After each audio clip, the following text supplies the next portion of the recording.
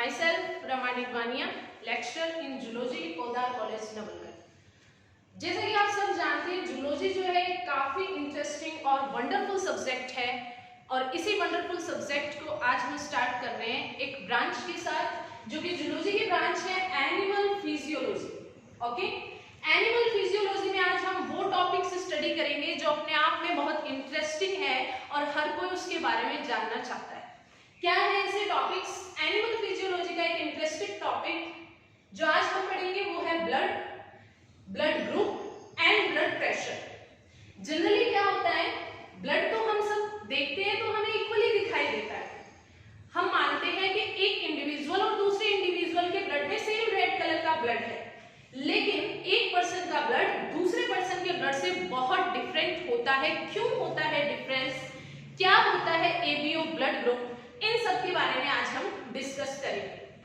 जब कोई इंजरी होती है या एक्सीडेंट होता है तो जैसे ही हम हॉस्पिटल्स में जाते हैं, डॉक्टर के द्वारा बोला जाता है कि आप इस ब्लड ग्रुप का ब्लड ले आइए।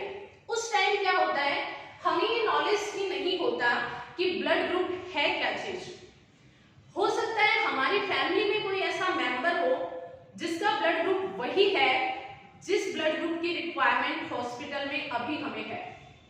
ऐसे में क्या होता है, हम ब्लड बैंक ढूंढने लगते हैं, लेकिन एक्चुअल में हमें जब नॉलेज होता है कि ब्लड ग्रुप है क्या, किसे हम एबीओ ब्लड ग्रुप बोल रहे हैं, या हमारी फैमिली में कोई ऐसा मेंबर है जिसका ब्लड ग्रुप जिस ब्लड ग्रुप की रिक्वायरमेंट है उससे मैच करता है, तो ये हमारे लिए बहुत बेनिफिशियल होगा।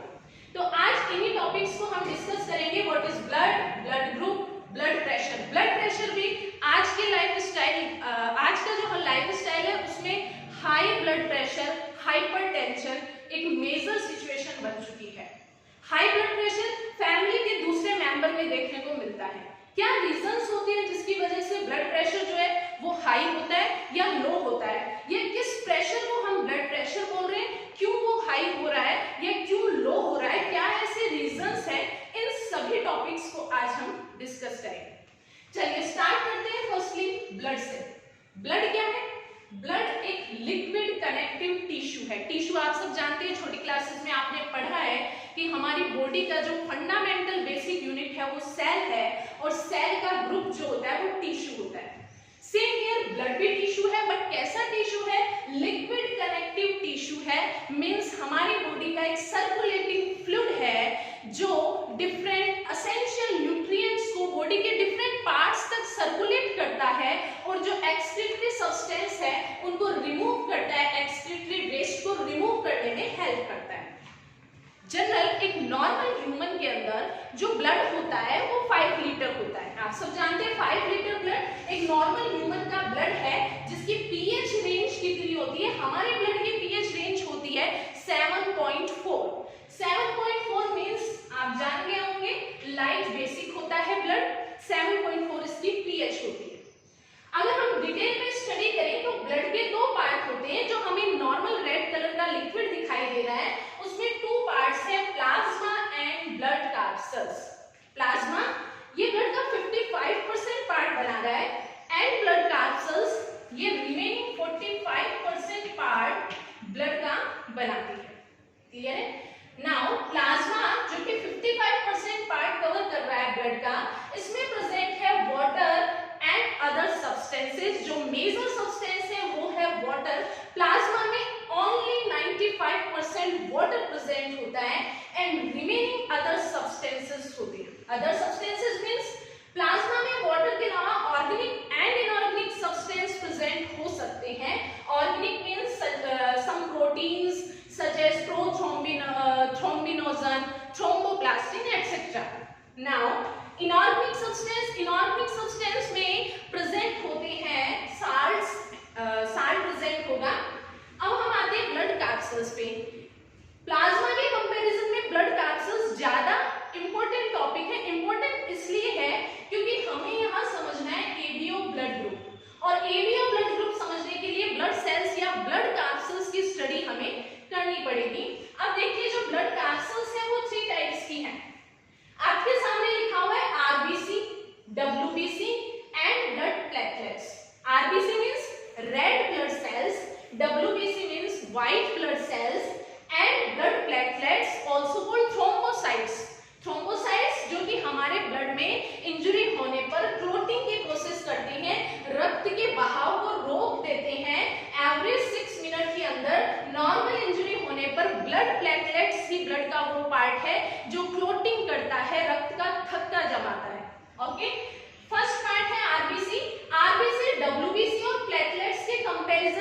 इंपॉर्टेंट इसलिए हो जाती है बिकॉज इसमें प्रेजेंट है एक इंपॉर्टेंट पिगमेंट जिसका नेम है हीमोग्लोबिन। हीमोग्लोबिन एक पिगमेंट है और पिगमेंट की वजह से इसका कलर जो होता है वो रेड होता है, तो इसे हम बोलते हैं रेड ब्लड कार्सेस। अब ये जो रेड ब्लड कार्सेस है इसकी अगर हम स्ट्रक्चर देखें तो इस पर प्रेजेंट होती है ऐसी स्ट्रक्चर जिसे नेम दिया जाता है एंटीजन। और एंटीजन यही वो मॉलिक्यूल है जो डिटरमाइन करेगा एबीओ ब्लड ग्रुप को, यानी एक इंडिविजुअल का ब्लड दूसरे से डिफरेंट इसलिए है क्योंकि एंटीजन प्रेजेंट है उस पर डिफरेंट, और वो एंटीजन ही ये मॉलिक्यूल है जो आरबीसी पर प्रेजेंट है। क्या होता है एंटीजन? एंटीजन एक ऐसा मॉलिक्यूल होता है जो हमारी बॉडी के अंदर इम्यून रेस्पॉन्स को स्टिमुलेट करता है, जनरेट करता है। कोई भी फॉरेन पार्टिकल हमारी बॉडी में एंटर करता है या एंटीजन जब एंटर करता है तो हमारी बॉडी एक रेस्पॉन्स देती है, उसके अगेंस्ट रिएक्शन करती है जो कि एंटीबॉडी है। एंटीबॉडी के द्वारा ये रिएक्शन परफॉर्म की जाती है। क्यों बनती है एंटीबॉडी? क्योंकि ये एंटीजन हमारी बॉडी में एंटीबॉडी फॉर्मेशन को स्टिमुलेट करता है। ओके, तो इस एंटीजन को हमारे लिए पढ़ना जरूरी है क्योंकि यही एंटीजन वो मॉलिक्यूल है जो नेमिंग करता है कि पर्टिकुलर इंडिविजुअल में ब्लड ग्रुप ए है, ब्लड ग्रुप बी है, AB है या O है। कैसे करेंगे नेमिंग? देखिए, ये डिटेल में पढ़ने से पहले आपको एक बार बता दूं कि सेकंड जो टाइप है वो WBC है। WBC मींस व्हाइट ब्लड कार्सेल्स है और थर्ड ब्लड प्लेटलेट्स है।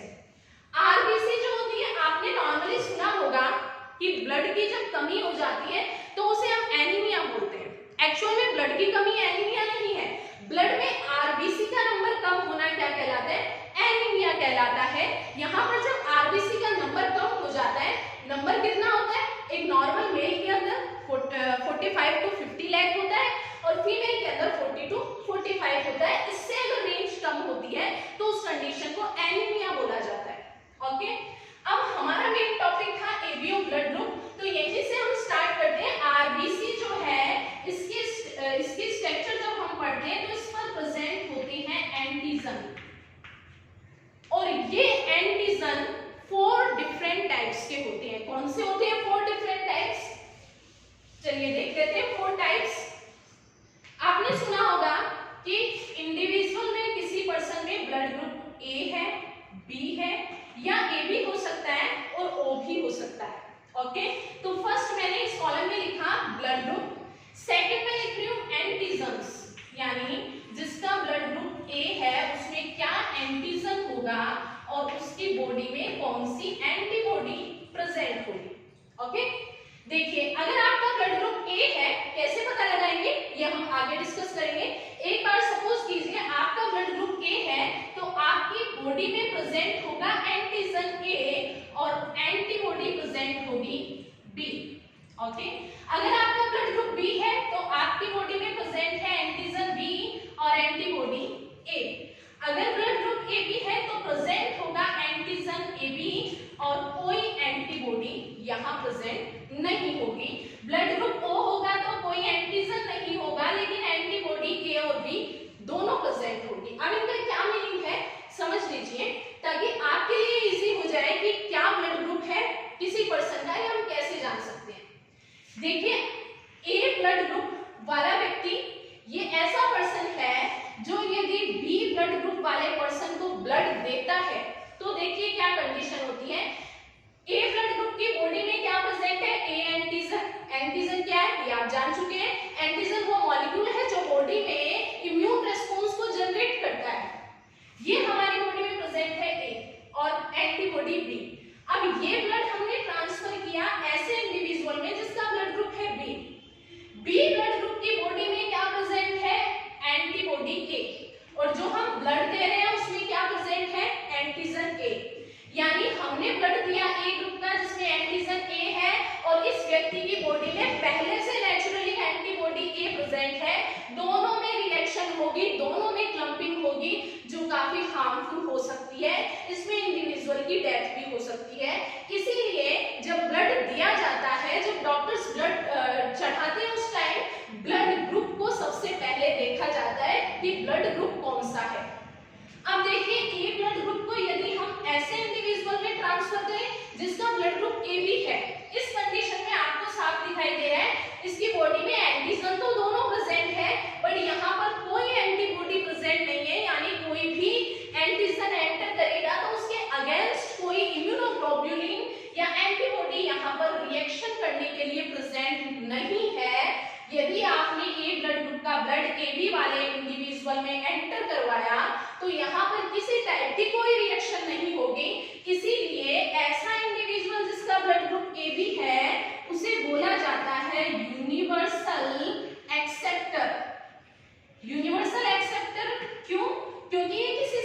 ब्लड ले सकता है। आप बी वाला ब्लड डालोगे तो इसमें एंटीजन बी भी है, कोई एंटीबॉडी नहीं है, कोई रिएक्शन नहीं होनी है।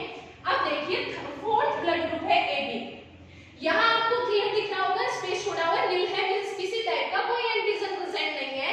अगर एंटीजन प्रेजेंट नहीं है लेकिन बॉडी एंटीबॉडी दोनों प्रेजेंट है, ए भी प्रेजेंट है बी भी प्रेजेंट है, ऐसी कंडीशन में क्या होगा देखिए, यदि ओ ब्लड ग्रुप वाले व्यक्ति में ए ब्लड ग्रुप वाले व्यक्ति का ब्लड ट्रांसफर किया जाता है जिसमें एंटीजन ए है और एंटीबॉडी बी है, यदि ये ओ ब्लड वाले व्यक्ति की बॉडी में जाएगा तो क्या होगा, यहाँ पर एंटीबॉडी बी भी प्रेजेंट है और एंटीबॉडी ए भी प्रेजेंट है, हम ए वाला डाल रहे हैं, इट मींस जैसे ही ये एंटर करेगा इस एंटीजन ए के अगेंस्ट एंटीबॉडी यहाँ पर प्रेजेंट है, ये रिएक्शन करेगी। ओके, यानी ओ ऐसा ब्लड ग्रुप है जो ले सभी से सकता है, सॉरी ओ ऐसा ब्लड ग्रुप है जो सभी को दे सकता है। क्यों दे सकता है, क्योंकि इसमें कोई एंटीजन प्रेजेंट नहीं है। एंटीजन ही तो वो फॉरेन मॉलिक्यूल है जो बॉडी में जाकर इम्यून रिस्पांस जनरेट करेगा, ये यहाँ पर एब्सेंट है, तो ये सभी को ब्लड डोनेट कर सकता है लेकिन ये ब्लड किसी से नहीं ले सकता एक्सेप्ट ओ ब्लड ग्रुप। सो ओ ब्लड ग्रुप को क्या बोला जाता है, यूनिवर्सल डोनर। किसे बोला जाता है, यूनिवर्सल डोनर, यानी ये ब्लड डोनेट कर सकता है, ए भी ब्लड ले सकता है, सो यूनिवर्सल एक्सेप्टर। क्यों ले सकता है ये आपको क्लियर हो गया, क्योंकि एंटीबॉडी एब्सेंट है, यहाँ पर एंटीजन एब्सेंट है। ये बात हुई ब्लड ग्रुप की। अब ब्लड ग्रुप में क्या होता है, कई बार हम सुनते हैं कि ए व्यक्ति ए पॉजिटिव है, ए नेगेटिव है, बी पॉजिटिव है, बी नेगेटिव है, ओके, या फिर ए बी पॉजिटिव है, ए बी नेगेटिव है, ओ पॉजिटिव है, ओ नेगेटिव है।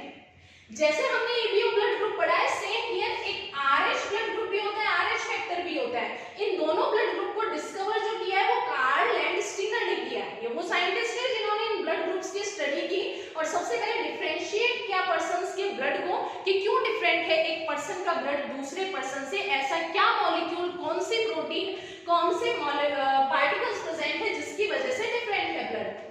सो कार्ल लैंडस्टीनर ने आरएच फैक्टर की खोज की। इन्होंने क्या बताया कि आरबीसी पर एक एंटीजन और है जिसे हम आरएच एंटीजन बोल रहे हैं। अगर ये प्रेजेंट है it means individual RH positive होगा, अगर एब्सेंट है it means individual RH negative होगा।